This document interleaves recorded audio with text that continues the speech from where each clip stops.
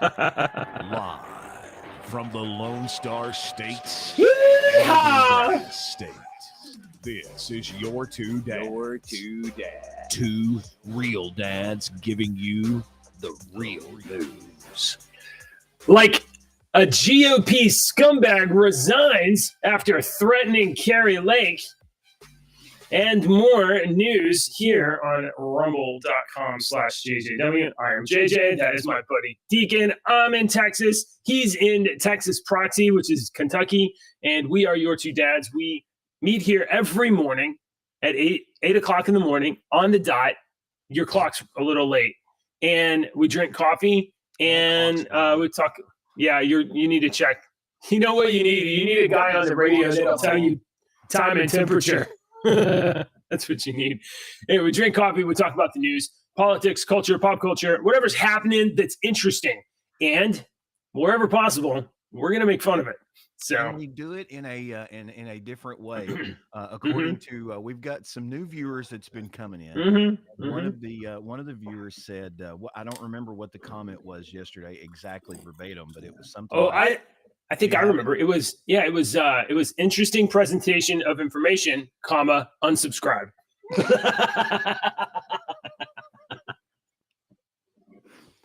I was going to leave the last part off. Editorial. Yeah. Morning, Deacon. How are you? I'm good. What's up, buddy? Oh, Texas, is it cold? No, it's rainy. It's rainy. It's nice. It's like 55 or whatever. Okay, it's nice. It's rainy. In Kentucky. Yeah. It's nice. It's rainy. We're opposing authoritarian federal government, defying laws, standing up for the Constitution. Just like normal stuff. How's the Alamo doing? they're getting that thing ready for use again. I was to say, are they doing the almost done? Because gonna need to put some more beds in there. We're in trouble, y'all. We've got that to talk about. I've got some fun story, or not really fun, but I've got some not political stories to talk about this morning. So I don't have to get out of here early. So I've got some stories that I was like, oh my God, we said we were going to talk about this story like a month ago, and we never did. So we're going to talk about this story so you actually get an update on it. All right. But before we can talk about stories, Deke, we need a little cultural curation. We need some mastery of music. We need something to put us in a I don't know, uplifted mood, so that we do not fall into despair as our country rips itself asunder. Yes. I'm sorry, I've got 3 people messaging me right now. They all know that I'm doing the show and on the so yes. You sent an alarm to text you. I know. I don't remember I don't even know what you just said. I was just agreeing with you, like the guy that radio. Okay. Wayne's World too. Yes. All right. This week we are going to Daryl Hall's house. Daryl Hall is one part of the '80s legendary group Hall and Oates. Good God! Did you hear that heater? Yeah. Scared the hell out of me. I hadn't been on all morning. Daryl Hall from Hall and Oates. He's got this show called Live from Hall's House, where they go to his studio, and it's not just like they all play. They play a lot of songs, but they also do interviews and have coffee and play poker or go to restaurants and stuff like that. So it's a cool little show to watch, especially if you like all kinds of music. And we've been featuring some songs from that this week. I've been trying to feature Hall and Oates songs from that this week. Because we had the first song, Howard Jones's "What Is Love," but today is a great one. I've listened to this one a bunch. Chris Daughtry, you might know him as Daughtry, just goes by his last name. Chris Daughtry was on American Idol. He is the 3rd most successful contestant from the American Idol, behind Carrie Underwood and Kelly Clarkson. Oh, really? Yeah, it's Kelly Clark. I think it's Kelly Clarkson, Carrie Underwood, and then Chris Daughtry. Is that still a show? Chris Daughtry finished 4th. He didn't even win the American Idol. So all of those American Idol winners, are less successful. He's been more successful than them, and he finished 4th. And the reason he finished 4th, I remember this. We used to watch the show all the time. I remember this. He did a version of Johnny Cash's I think it was I Walk the Line, but he did it in a different key, Oh. and everybody was like, you're trying to make it your own and you should have just done this, and everybody didn't like it because it wasn't their version that they You had can't heard. mess with Cash. I mean, But he wasn't doing that. He was Yeah. what people didn't know was he was singing a cover version that the band Live did of that song in that key. And so after the show, even Ed, the lead singer from the band Live, called him and was like, "Don't listen to those asses. You know, you did a great job. That was great." And I'm one of those Right. people that if I like covers, but I also like remakes of songs. And you're going to take a song and kind of remake it and Oh slow my it down gosh. or put a different groove in it. I Well, you know, love Johnny Cash did the like he did a cover of By Nine Inch Nails. Hurt by 9 Inch Nails, and it's like, okay, it was like a jamming heavy song when 9 Inch Nails did it, but when Johnny Cash did it, it was like, oh, So this is like nails right in my heart. you want to know the quick story about that real quick? I hadn't even put up the song from this week. Yeah. Quick Oh story yeah. about that 9 Inch Nails. Rick Rubin, the producer, was producing those albums for Johnny Cash, and Johnny Cash was very, Johnny was going to die. Yeah, he was trying to old. get He was this like done. 80 something. And so he asked Trent Reznor if he could do this song, and Trent, in an interview, said, he was very apprehensive at first because Trent considered that song like his wife. That song was his Yeah. girlfriend. He closed every 9 Inch Nails show with Hurt. That was Right. his most precious piece. His most precious was For that sure. song. So he didn't want to do anything with it. But he said after he saw the video and after he heard that song, he realized that he had written that song for Johnny Cash, basically. That Johnny told a whole story. I mean, and it was. And I like stuff. unreal.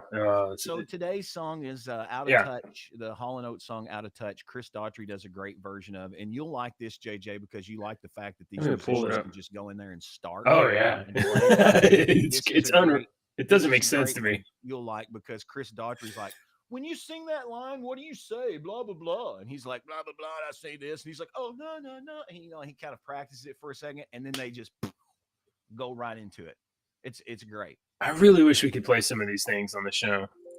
I encourage folks to come to our website. Yeah. Go to our Discord server and click on Deke's playlist, which, by the way, I spent a little bit of time yesterday putting like not a lot, but a little bit on the Discord, just letting people have a little questionnaire where they can say, hey, we watch you on Rumble or YouTube or whatever. So you can click on that button and also put the news stories. Like we always, every single day, did you run over a stink bug? Oh no. Dude, finish what you're talking, and I've got a story real quick before you get Okay. All right. Every single day, sometimes on weekends too, Deacon and I are getting stories and we're putting them into show notes. And for the longest time, I've had that hidden, and you can only see that if you're like a supporter or whatever. But we don't really get that any supporters. And I do want people to have the archive of the stories that we go to. So I moved the pre-show notes, every single day's notes, into the public view. All you have to do is pick out which one of those channels, either Rumble or YouTube or whatever, that you watch on, and you'll be able to get all of our show notes for all shows, including today's. All right, look at that. Let me get Steve the stink bug out of here real quick. You know, don't want him in there. All right. Okay, I just wanted to point that out. This proves that solidifies a story that I was going to tell you, because as you know, in our little chat this morning, as we were talking about the show, I said I had a follow-up. I had a stink bug story. It was a follow-up yesterday. So if folks didn't watch yesterday's show, real TLDR is I accidentally yesterday morning crushed a stink bug with my elbow over here as I was getting it off. Oh my god, and it was terrible, and I couldn't get rid of the smell. It took me hours, and I had to scrub my arm, and it was all an ordeal. So this morning I'm sitting here. I swear it's happened. This morning I'm sitting here and I'm doing my stuff, and you'll notice, you can see it. Everything's clean over here. Yeah, you got nothing on your desk there. Yeah, there's glasses wipes sitting over there, but his phone and nothing. So I was sitting here like this, and doing my stuff, and I look over, and right here is a stink bug just sitting there looking at me, just staring at me. I dare you to crush me. I take him and I open the door because it's a nice morning. It's about 50, and I let him outside. Close the door, lock the door, and I'm sitting here. And so I'm doing my stuff, blah, blah, blah. And about 30, 45 minutes later, heck, it might have even been an hour later, this morning, I look up. I'm looking at my computer over here. I got another computer. I got another screen over here that's running this stuff. And right over the top of it, boop, boop, boop, is a little stink bug. I'm like, and you know how my brain works. I'm like, it's the same one. Is that the one that I crushed yesterday? And he's coming back to haunt me because he was there this morning. And now he just popped up over here. And then he was on my board right here. Mm-hmm. Same one. I don't think they're all different. It's the same one. It's got to be the same one. And he's probably mad you smashed his sister. Mm-hmm. He's like, hey, look, I'm trying to talk to you, bro. You smashed my sister. And we need to talk about that because it's not going to work for me. All right. We are about 12 minutes into the show, and we have not covered the news yet. So here we go, ladies and gentlemen, and ladies. In Arizona, following our story yesterday, Deacon, we talked about it yesterday, and today, what do we know? Arizona GOP scumbag resigns after leaked audio relaying an alleged bribe from powerful people to stop Kari Lake. Was played on Your Two Dads. So we played that tape here, and now he's gone. That's a version of the story. What is the? This is not the scumbag. This is Kari Lake. She's awesome. Jeff DeWitt. What is the implications? What's going to happen now? You got to have some contingency plans for fallout for Kari Lake for this. You know, I'm sure she does have people that are thinking about 15 different scenarios that could happen because she recorded this audio and now it's come out. Not only did they catch this guy, but the opposite, if the bad people know that, they would be saying that bitch recorded us, you know? And so, that's going to ruffle some feathers. Okay. How stupid are they? They're like, they're in their offices right now. I mean, like, can't believe she recorded us. I can't believe a journalist who's been a journalist for decades.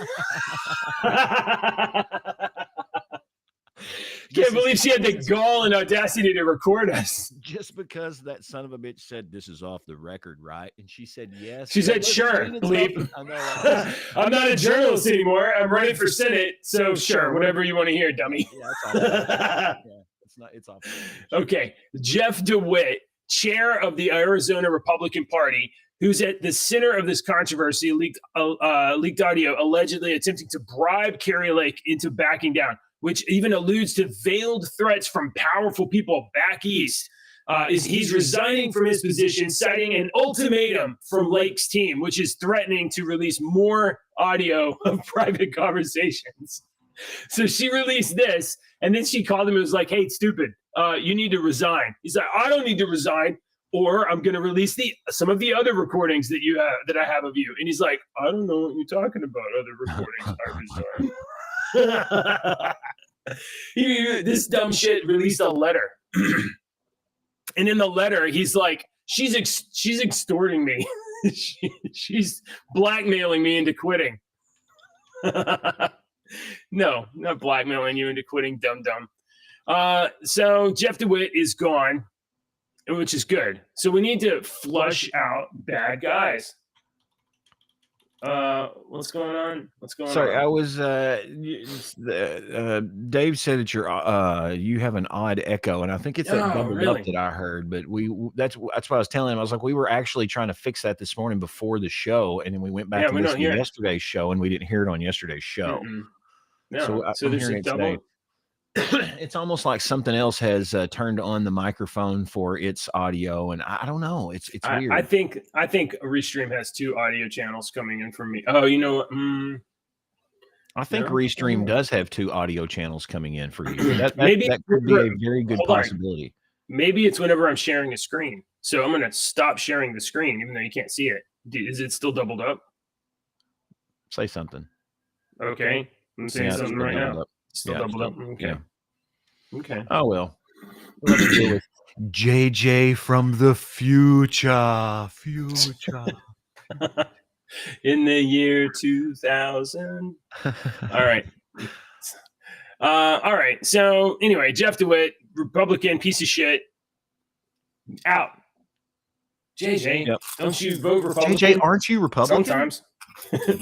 I mean, I'll never vote Democrat if that's what you mean by Republican, but I will vote for other people. And I have said this for 20 years, and I will say it again. And if it offends anybody, I really just don't care. Straight party ticket voters are morons. They are the most uneducated voters that we have on political. You vote straight party. Right.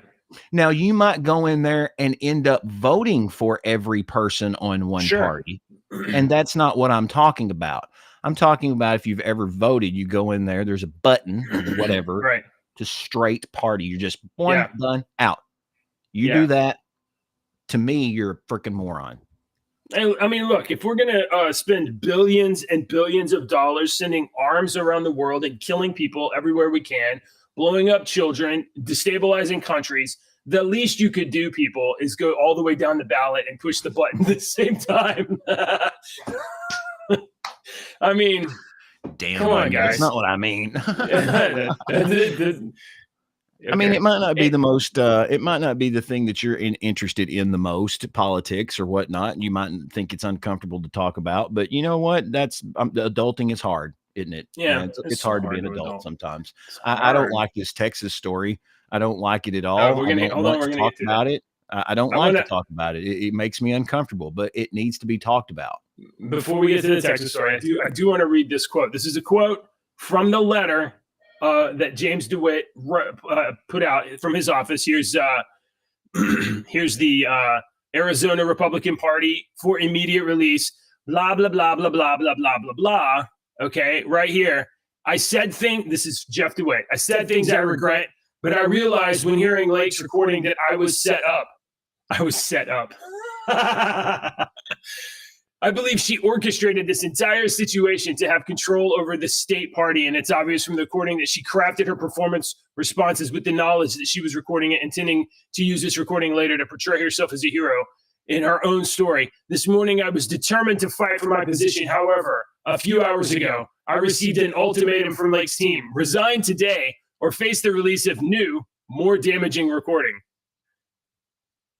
I am truly unsure of its contents, but considering our numerous past open conversations as friends, I have decided not to take the risk. I am resigning as Lake requested. No. This dude is full of shit. You can, if you guys listened to the recording, we played some of it yesterday before Daily Mail brought up McAfee ads. We played some of it yesterday. And you can tell, she's recording, and she's like eating something while they're talking. So she's like, walking, talking, whatever, and like shooting at something. And she's like, "What? What's up? Is you got something? Is this somewhere? What's going on?" And he's like, "Hey, listen, I got some message from the people out east, and like between you and me, don't tell anybody, but between you and me, it's obvious. It's complete. This guy's completely full of shit." So. Anyway, John DeWitt, fuck that guy. All right. Now we are going to talk about Texas. The stars at night are big and bright. Deep in the heart of Texas. That's right. Ladies and gentlemen, the state of Texas is being joined or being supported. How would you say? How would you phrase it? I'm looking for where I put the is being Texas. Backed and defended and joined by their brothers, and some of their brothers Kentucky.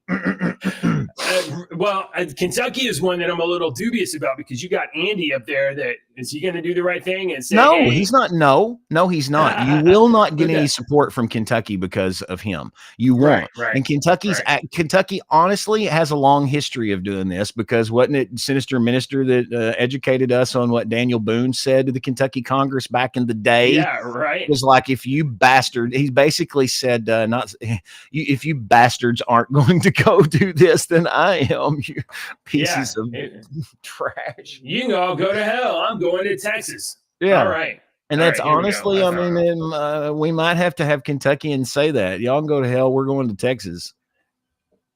Here we go. The no, that's the wrong one. Damn it. I got them here. There's so many here. Here we go. This is what we want. Starting right here. According to the Politics Brief, red state governors stand with Texas in border fight with administration. Some red states, including Oklahoma and Florida, so Greg Abbott posted a response to the Biden's second demand that we let them through the gates, and Texas says, nah, we're defending the border, and you guys are obviously letting people in, so we're not doing that. So Greg Abbott says we have Texas, our sovereign state, has a constitutional right to self-defense and an obligation to repel invasion. So he posted his response, and we have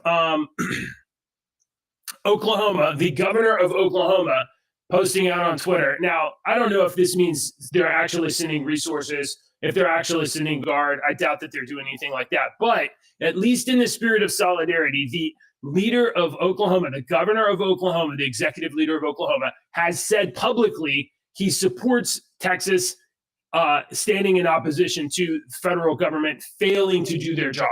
As well, Ron DeSantis has said if the Constitution really made states powerless to defend themselves against an invasion, it wouldn't have been ratified in the first place, and Texas would have never joined the Union. Texas is upholding the law while Biden is flouting it. Florida will keep assisting. So I believe that Florida actually is sending material support. That's good, though.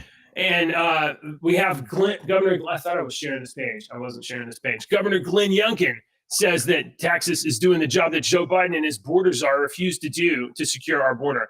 Biden administration has turned every state into a border state, and we must stop the flow of fentanyl, save lives, and secure the southern border. We have Governor Kristi Noem from South Dakota. South Dakota stands with Texas. Brian Kemp of Georgia. Brian Kemp, no Trump fan, that guy. Brian Kemp of Georgia stands with Texas. So Republican governors in red states are basically saying Texas is in the right, and we have a right to defend ourselves. Now, the danger here, as Deacon and I have talked about in the last few days and the last couple of weeks here, is that this puts the state of Texas and maybe other states in a kind of conflict with the federal government that can escalate. And we have seen when federal authorities, ATF, CIA, FBI, whatever, whoever they are, when they get so motivated, they can do real bad things. So we don't want any kind of like physical combat here.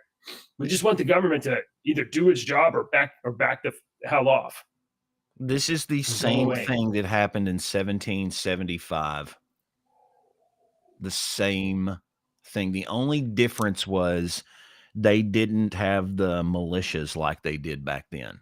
Like if you were a 16-year-old, if you were a 16-year-old boy, you had to have a gun and like 20 rounds and powder. That's how you catch rabbits. that was like required for you. Yeah. If you like, there were some towns up in like the East Coast that if you didn't go into town with a gun, you'd be fined. They were constantly being invaded by freaking. There was that constant turmoil from this oppressive government trying to take control of them. It was just across the pond at the time. Oh, I've got little beeps and bonks and stuff going off everywhere, man. Gosh, so, people are messaging me this morning. this kind of like media news issue, I guess it's a news issue, it's a political issue, I guess it's a federal state issue, has elevated to the point where it's being addressed not only in media, but it actually is the cover of Newsweek this week. Newsweek has a cover, Texas, can the Lone Star State go it alone? So here they are, they're actually profiling the Texas nationalist movement. So do they really think Texas? I mean, we just talked about the fact that Texas is not doing it alone. That's true. So I mean, That's we true. just got through naming the states that says Texas is not going to do it alone, and that's just to protect their border. So if fighting breaks out, and if this escalates to a point where I really hope that it doesn't, do they think that those other states are just going to be like, man, well, I'll help you this far, but I'm not gonna. Do you think the people that live in other states that are from Texas or have, what do they think is going to happen? Well, I think reasonably, most people probably think that nobody will do anything. I think everybody thinks that everybody will, they won't, because everybody Americans will sit on their hands. Have been dumbed down through poisons and education and everything. I was just talking about this the other day. I was like, the January 6th stuff was so crazy in my mind because it was almost as if it was a deterrent for people to rise up, because Americans have that's how this country was founded, from a bunch of people saying, screw you, I ain't doing what you're saying. That's how we were founded.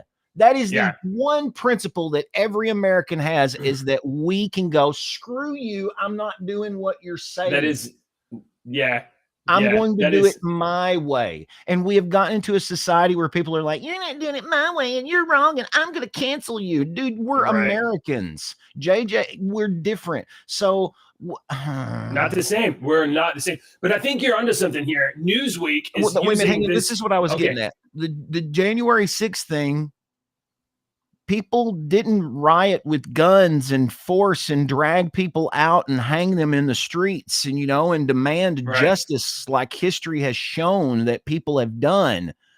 That wasn't at all what happened. I don't care what you say. That's not what happened. But those people got the book thrown at them and were thrown under the jail. And so that to me is almost like a deterrent for, you people better not rise up, because look what we did to these people. And they didn't even do anything. They didn't even do anything. And we're going after them worse than the cartel. So if you people rise up because we do something, what do you think we're going to do?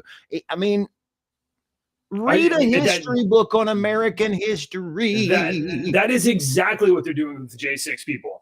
If you're a Democrat or if you're a liberal or if you're a leftist, you can burn buildings down, break windows, and assault people in the streets, and it's protest. But if you show up to the Capitol with a Trump flag and with your grandma, then you're an insurrectionist. Republicans better not protest, or you're going to jail for the rest of your life.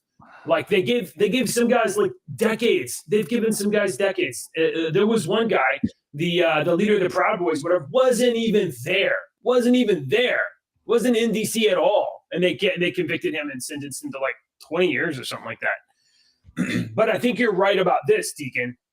Newsweek is using this episode of events to present the Texas movement as though Texas is out there saying by themselves saying, well, we're all by ourselves. We'll go it alone, as though that's the only story. You're right.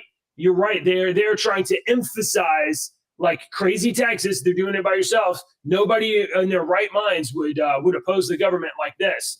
And you don't realize, but they are rewriting history as it's going, because 100 years from now, someone somewhere will read this historic 100-year-old article from this thing called Newsweek that talks about how this happened, and they will go and write an essay on it, And 50 years from that, that will be the fact. And that's a crazy example, but it's not really that crazy. We do not really have history. I do hope that 100 years from now, we do still have people that are actively liking and subscribing our videos, though. Oh that would be really good. Awesome. We are equally as credible as Newsweek, in my view. All right. Yeah, I believe so. So I do want to highlight that there is a Texas nationalist movement. It's been going on for a while. It's not very big, but there's definitely advocates out there that are like, oh, we should leave the union and be our own country, have our own economy, have our own money, have our own policy. Here's what they're not talking about, and they're not, I mean, people don't really, there doesn't have to be an organized group of people that go to Texas to help. There are a lot of good old boys with good old pickup trucks that are going to go help. They are. If something happens, there's going to be a bunch of good old boys that come and help. And there ain't nothing like a bunch of good old boys. You might think they're a bunch of hicks. That's actually an interesting idea but it's not. Like Government Abbott is literally using the military powers that he has vis-a-vis being governor of the state of Texas. So he's using the Texas National Guard, Texas military, Texas law enforcement, etc., Department of Home, the DPS, the public safety stuff. But there's nothing saying that the executive or the Texas House couldn't establish a civilian corps to be slightly organized in, hey, you guys go help put up fences, go help. Choo choo, baby. All right. That was loud. What you just said, though, wait a minute. Let me just say what you just said, because I just mentioned that earlier. Yeah. Back when America was founded and we were having a war against the government of England that was coming over, that was what, there were militias. That's what, if you were 16 years old and you were a male, you were a part of the militia. You had to have the gun, you had to have the bullets, you had to have the powder, you had to know how to shoot the thing. And they got together and they protected. That is what Minutemen. Do you know what Minutemen were? Minutemen were the elite militia that were ready in a minute. They could be ready in 1 minute to go fight. That's why they were called the Minutemen. They were the elite ones. It wasn't just some freaking convenience store name. They were the Minutemen. This is where my brain goes. Are we headed this way again? I don't know.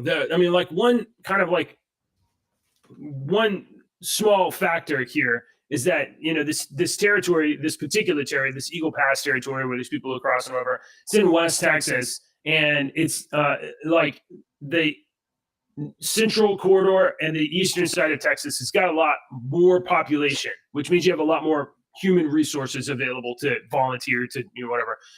West Texas, desert. It's desert.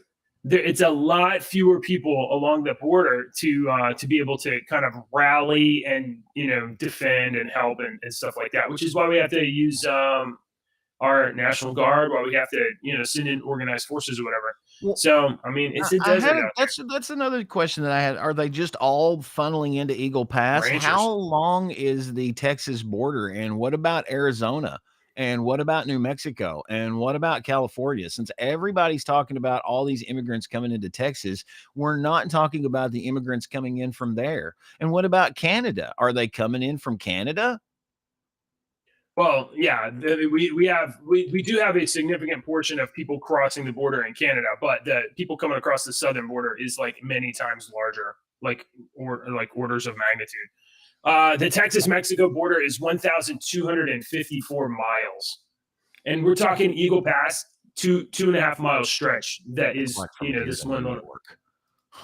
It's a long way. It's our border. A long freaking way. And it's totally open. I've seen videos, they have those fences that, Trump put up all these fences or whatever. There's entire sections where they just have they just cut out 6 feet of it. So you can just walk over the fence where the fence was. Well, if I was a bad guy and everybody was going over here to this spot to go in, but all of this shit wasn't being watched, right? I'd go in over here. Of course you would. Or over here. I'd probably send in a couple of people down to the main thing so that they would get caught, and all the freaking eyes would focus on them. But I would be going All right. We spent a lot of time on that. Hey, I got a couple of other stories that we can move on to some fun stuff. There was a breaking story yesterday. We have this from the Post Millennial. The Ohio legislature passed a bill that would have prohibited, and made it illegal for child sex changes to be conducted in that state. That's where you're doing trans surgeries and you're doing like top surgeries, bottom surgery, whatever, minors. The legislature said, this is illegal. We will ban this. This is not acceptable. The governor of Ohio vetoed that legislation. He vetoed it. The Ohio legislature yesterday overrode the veto. And so the House of Representatives voted 65-29 on January 10th to override the Republican governor's veto, and the Senate voted 23-9 yesterday. So the governor of Ohio can go himself because the legislature in Ohio, at least, is protecting kids from, listen, when you're 20 or whatever and you want to cut your dong off or whatever, okay, fine, you're an adult. You're a child. Don't let children make decisions. My kids believe in like robots. My kid thinks of robots in her closet right now. So don't let those people make decisions. Do not let them make decisions. She thinks a robot is going to come out of the closet and get her. From that stupid Wolf Lodge. Yes, dude, absolutely. It all started there. So, if your daughter thinks that she's a boy, she'll grow out of it. Honestly, if she don't, puberty, she can make her own fixes decision all of when this. she gets an adult. Right. Yes. Or when we say she's able to be an adult. Okay. Do you want to? I read a little of this, but I didn't read all of it. And you put it in the news, and I was a little skeptical, but I'm still we should cover it. You had a story from the Hill about Trump and the national debt. I just wanted to point this out because I was like, there was a Hill story that come up that I saw this morning. It said Trump added $8.4 trillion to the national debt analysis. And so I read a little bit, and I really didn't even read the story because I was like, that number's wrong. It doesn't seem right, does it? In 2008, the national debt was about 10 trillion. Okay. Right. Yeah. In 2017, it was 20 trillion. So that's $10 trillion that were added during the presidency of Obama. Okay. So in 2017, it's 20 trillion. In 2020, it's 27 trillion. That's 7 million, not 8.4. Mm-hmm. But in 2019, it was 22 trillion. Here, I have a little table right here. In 2017, Congress raised the debt ceiling, you may remember. Yeah. In 2018, we had the Trump tax cuts. All right. The trade wars went on in 2019, and in 2020 was COVID-19 and the recession. Right. All right. If you don't recall, these 2 years right here were economic boom years. And this in 2019 in particular was one of the best years in our economy ever. Mm-hmm. Mm-hmm. And then some evil people released a virus and tricked everybody from going to work for like 2 years. So of course the economy fucking flattened out. So So from 2017, it was 2020, it was 20 trillion in debt. And in 2020, it was 27 trillion. So that 27 minus 20 is not 8. So I think you are correct in your assessment that the Hill can't do math very well. Yeah, I mean, the Hill was copying off me in math class. It really looks like. Yeah, really. I just like to point out that Joe Biden has added $3 trillion, $1 trillion a year. Yeah, we're at 34 and growing. Yeah. It's on. We are not going to be able to pay the interest on our own debt pretty soon. Can we now? Unless Texas secedes, and then we'll just stiff you guys with the bill. We'll be like, no, we're on our country, and we're not paying that. All right. Check. JJ, do you have a story on why to help me defend why I should not fly on airplanes? I saw this morning, dude, and I was like, holy shit. For those that don't know, I Okay. hate flying. I don't like to fly. I would rather Here we walk go. there than get on an airplane. Now we've been covering airline stories for the last couple of weeks here, including, and which you were not here that day, and I know we never revisited it. The CEO of United Airlines is a drag queen, and he wants to DEI the pilots. So maybe DIE the pilots. I So that missed that story. Yeah, you did. We can. I could definitely look that up. He wants to diversify the pilots because only 19% of pilots in United Airlines are anything but white straight men, and obviously we need all kinds of more people to be pilots. We need representation, despite gay Chinese pilots. Do we need gay Chinese pilots? Yeah, we need. Do we need a trans Indian pilot? We should probably have a trans Indian pilot on every flight. Yeah, we need it. It needs to be representative. Cool. Doesn't matter how many hours you have in air travel. You really need to be. You're really helping defend my why you shouldn't fly. Anyway, no, okay. So Delta is like, you're not getting all the headlines, United. Another Boeing airplane sees critical failure as a 757's nose wheel falls off before takeoff.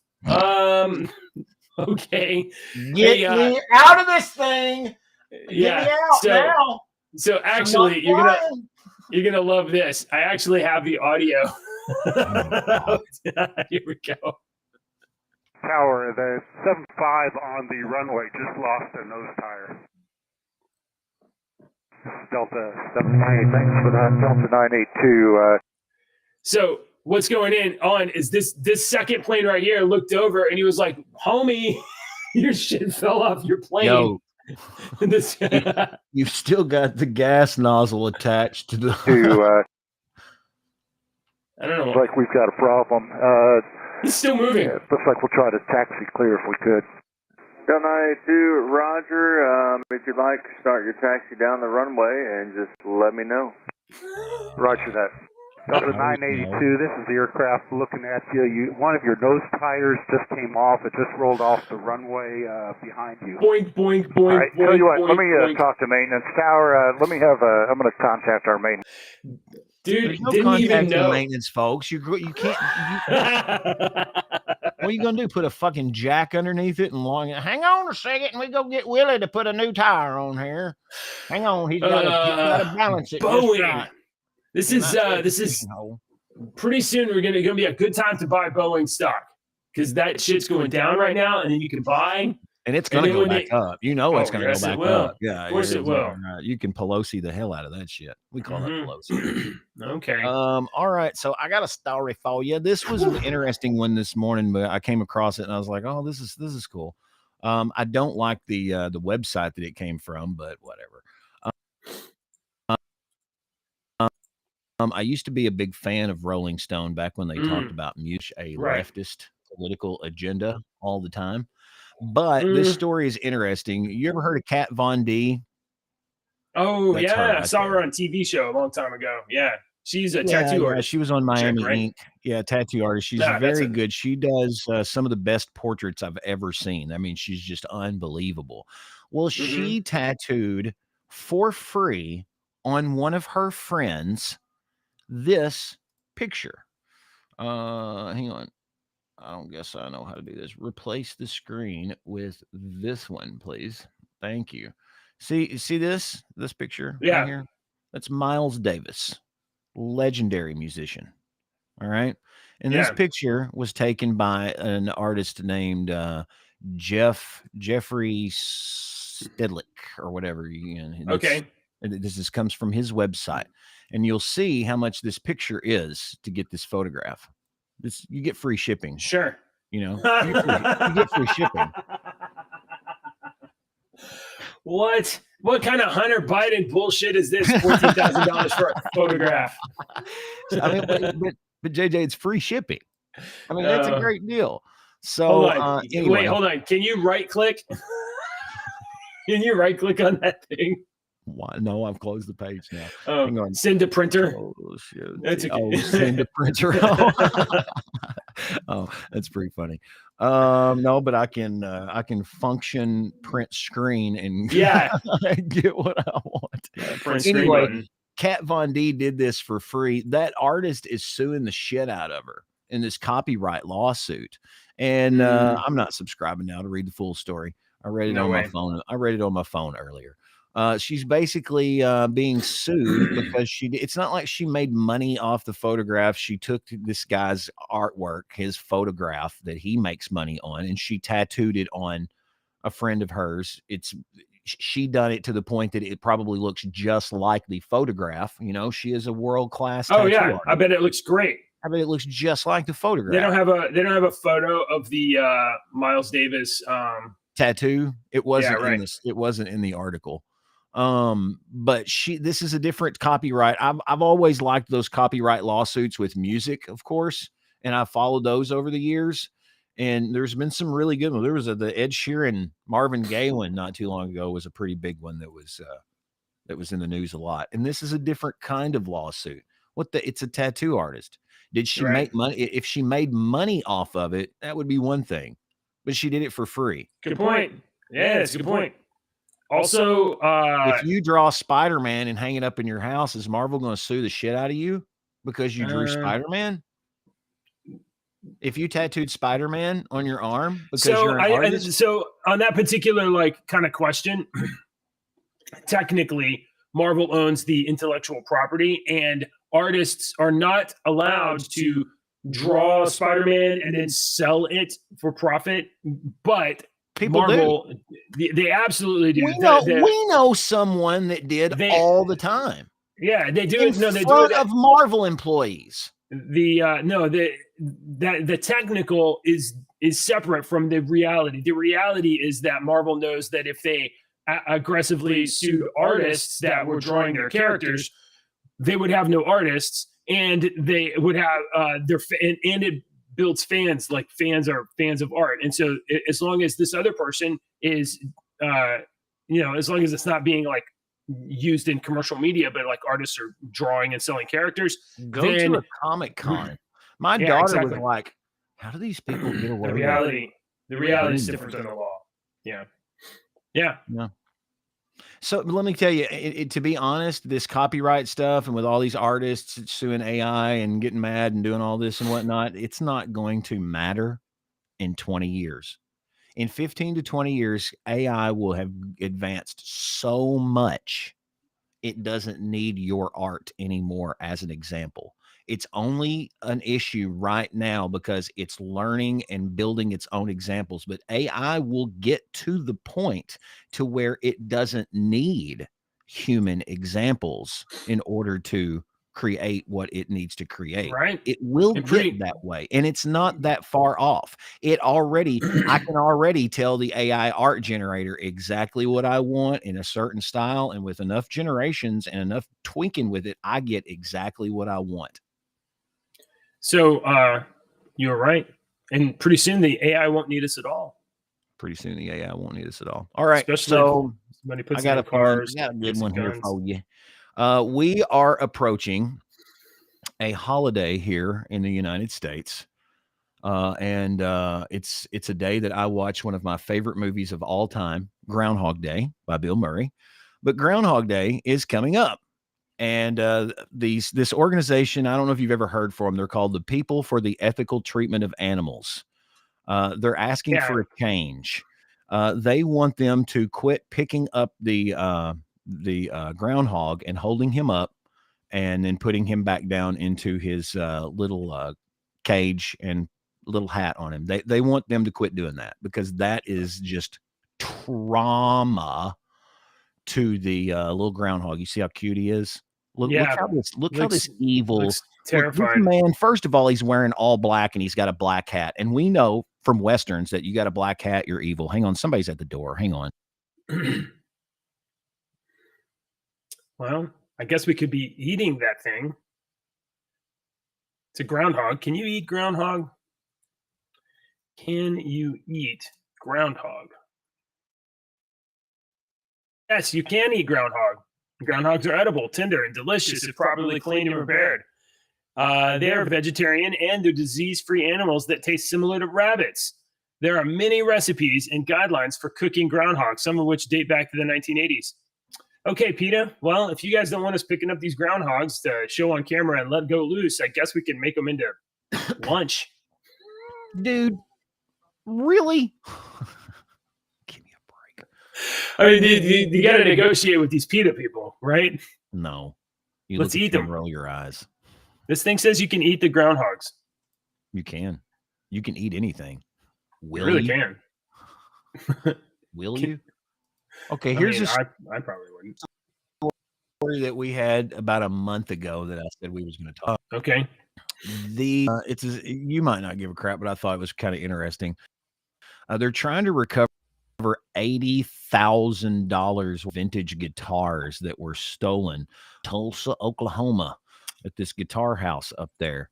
And John Bonamassa, who is a excellent guitarist, he's a blues guitarist, he's legendary, and he's trying to help because I think one of his guitars that he donated was one of those. But some of these guitars are, I mean, they're like a 54 Gibson, a left-handed Les Paul gold Super top, rare.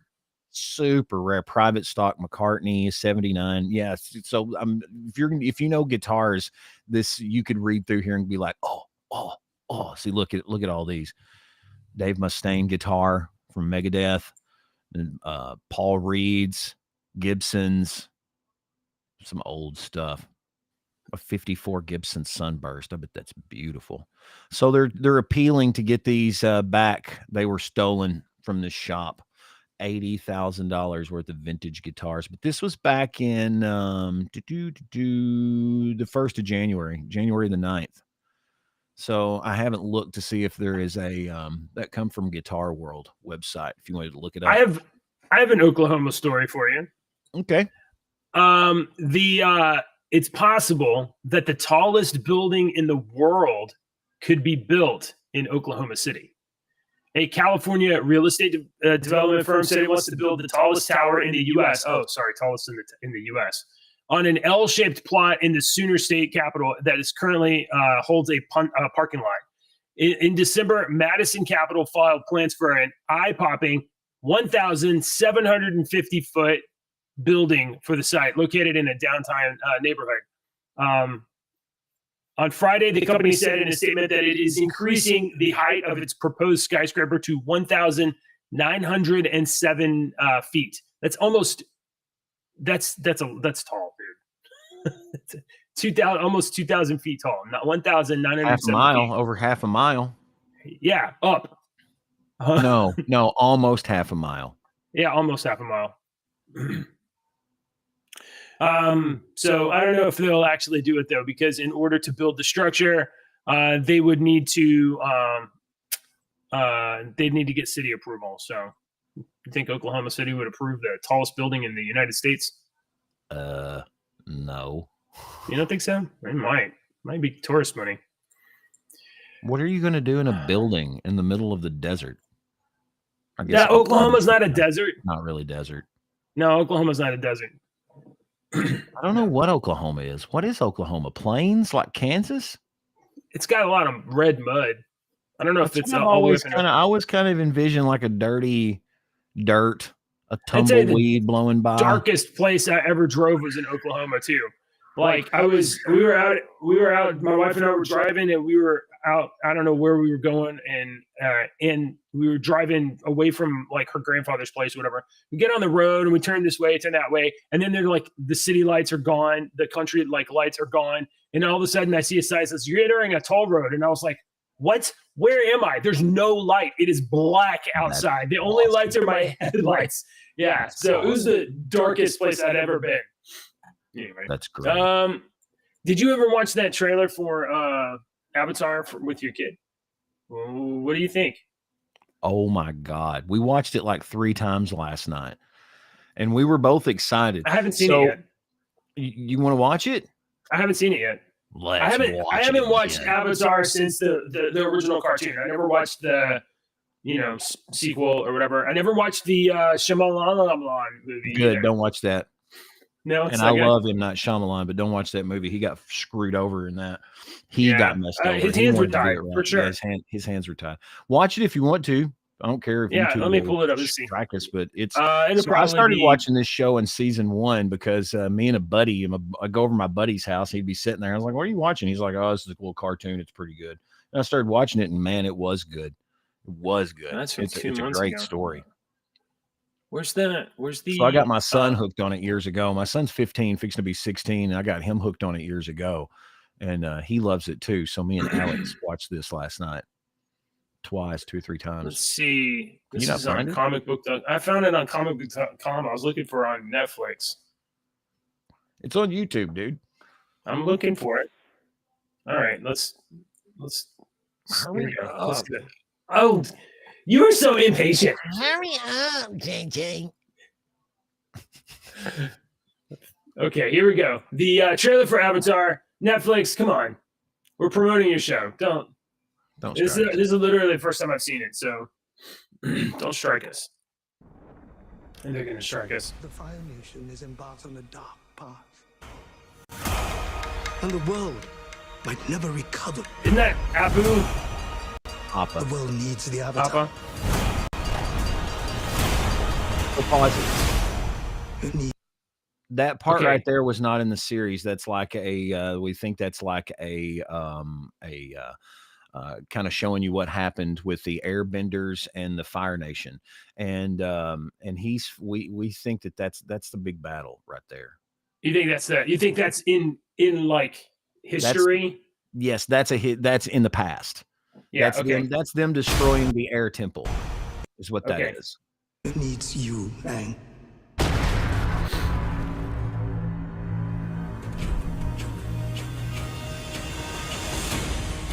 That shot was cool. That shot was cool. I want to know what you think about the casting of the main characters too. Perfect. The Fire Nation has destroyed everything in their path. Yo, that's the dude from Lost, right? Daniel Day or Daniel Kim? Day Kim, I think. Yeah. I don't know who this is.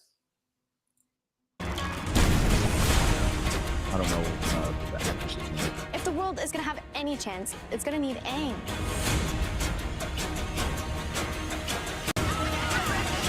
There's that classic. Right. Him There goes the hitting savior of the world. in the cartoon. All right, so He sounds So- just like Sokka. He acts just like Sokka. He looks He's like got that- Sokka. yeah, I mean, I honestly think they did really, really good. He's got that kind of like I don't know, the attitude in the eyes or whatever. Yep. Yeah, And the chin and the jaw. He looks like him. yeah. I mean, that's really good. I chased down every hint of the Avatar. It's my destiny. Zuko looks great. Uncle looks great. Look, someone who can Dude. start. Fire Lord looks great. Ozai looks Dude. great. He looks jacked. Yeah. Now I remember the uncle of I can't remember everybody's names, but I remember the uncle having kind of like always a twinkle in his eye of like, you know, being kind of fun. You know what I mean? Do I misremember that? No, Iroh was a real fun guy. He had one of the best stories, I thought. You really had to get into it. He was the older brother of Ozai. He was the one that was next in line to become the Fire Lord, and the Fire Nation had been attacking since like his grandfather. Right. You know, so all he knew, he was brought up for war, and Combat. he was the one that killed the last dragon. Iroh killed the last dragon, right? But Okay. what you find out in the story is that he did not kill the last dragon. He learned from the last dragon. He was enlightened by the last dragons. And because his son, his only son, was killed in the war, it devastated him. He gave up his throne. He took his nephew that his brother had cast off and had just thrown away, and he was adopting him as his son because he had lost his son. And he's got an awesome story. That's why he is so peaceful and Man, loving. this but he show is the was most so good. This was powerful- one like of the most 20 powerful years ago. ones. It was so good. Yeah, It's so great. good. And that's like a sub story. That's not I don't even know the why I did that. main plot. Yeah, I know. That's like a That's subplot for just sure. his story. Yeah, it's so great. Okay, all right, here we go. Yeah. The special effects look good. I like that You have kid. to do this alone. You have me, Tara, and a flying ball of fur. What more do you need? You need Momo. And it's I can't remember her name, but that thing can sniff. She leave that pause right there. I can't remember her name, but she searches for the Avatar and helps them, and that beast that she was on can sniff anything anywhere. Scary. That right there is they help a town. They come across, you've seen it at the first with Appa flying in. They fly into this destroyed area of the forest. And in that episode, the forest had been destroyed, and the spirits of the forest came together and had been attacking the people that were in. And Aang ends up contacting the spirit and making things all right in that episode. That's the spirit of the forest. That's that huge, big monster that was attacking the city. Okay. Here we go. Remember what it is we're really fighting for. Jean, I believe was his name. That's, what's her name? That's the Whoa! kid in the, Oh my God! that was the kid in the he has wheelchair. the stick with the glider thing. He has the stick glider. They thing. go up there to the air temple, and those people had taken over the air temple, and that inventor guy and whatnot. Yeah. So that's what that was, and that was Sokka's girlfriend. I can't remember her name.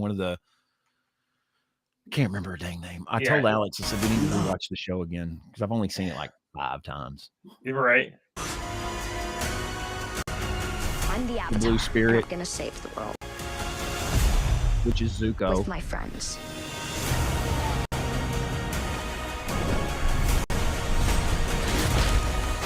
Boomy. So that old man, pause that. That old man that he's fighting there, that earthbender that's throwing all that stuff at him, that dirt at him, that old man, is Boomy. That was yeah. That was Aang's friend when he was young. But I'm gonna try to catch it. But you know, Aang was frozen for 100 years, so Boomy aged. That's this guy right here. Yeah. Yeah. Oh my God! Look at this. He looks just like him, don't he? He looks great. Boomy was this old 100-something-year-old man, and then when he took off his robe, he was like jacked, dude. He was like, yeah. I've been waiting for this for a century. Yeah, Let's do he this. was tested him the whole time. He was like, "This is my buddy Aang," and Aang didn't know who he was. Awesome. That's Jet. The choreography fight stuff. I don't know perfect about that, but I know when I see it and I'm like, that's garbage, and I'm like, hey, this looks good. So I don't need it to be great. I just need it to be like, believable or whatever. Mm-hmm. And I'm liking all of the bending. So the fire. I've seen fire, water, earth. I guess air. They just throw all of them. Yeah, every one of them is based on a different martial arts style that has to do with forms. Like the earth bending is a certain martial arts fire that has to do with certain hard stances. Stomping. And the earth is like a keto, or not earth. Air is like a keto. Yeah. Just moving around stuff. Yeah, moving water or air. Yeah. So it's interesting what they based it. They based the cartoon off that too. So all right, let's watch the rest of it. I gotta go. Yeah. Look at it go.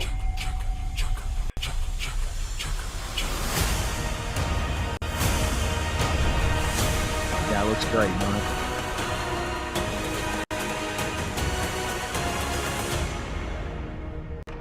I don't care what other Airbender fans, Avatar fans have to say about it. I haven't read anything about it. I'm not one of those people that care. I care about what Alex thinks about it because he's an Avatar fan. I mean, that looks good, and that looks good. That might be worth.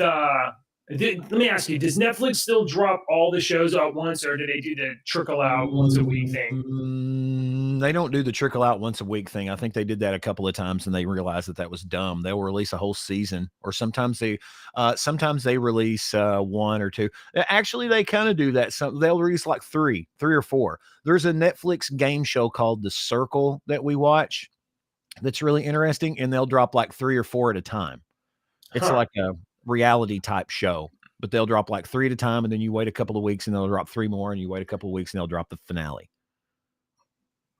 So I hope they don't do that with the Avatar. If they do, I'm going to end up watching this like a dozen times So it doesn't matter. This series? Yes, I've watched the Avatar cartoon. Like, I'm not even exaggerating. I've watched it like 4 or 5 times. And Alex just said last night, he said, we need to rewatch that again from the start. I said, yes, we do. Yes, we do. So it looks like this show will be on Netflix on February 22nd. I don't know if they're going to do the whole season at once or not, but February 22nd, this will be available. So February 23rd would be a good time to do 1 week of Netflix. Do a little trial. All right, guys. We are obligated to do as your dads, we must end the show with dad jokes right after you hit the subscribe button and like button and leave a comment. Thank you very much. Deke, why did the golfer bring 2 pair of pants to the course? Oh, I think he got a hole in one. Oh shit. Okay. I'm 4 for 4 this week. You're good. If I get tomorrow's, that's a what a week long challenge. Yeah. I'm gonna have to send you my other coffee mug because I don't deserve it. My kids got it for me, but I'm gonna have to send it to you. You know, my mom used to say to me, "You won't amount to anything because you always procrastinate." Oh yeah, yeah. You just wait. You just wait. It's good. All right, folks. That's an old one. All right, we got to go. Thanks for watching. Thanks for hanging out with us. We will see you tomorrow. Tomorrow's Friday, and hopefully we'll see Dave too. Bye, everybody.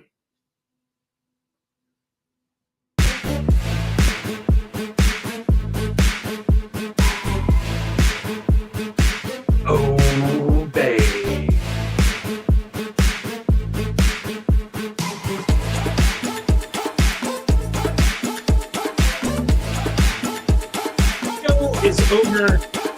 Please like and subscribe, and as always,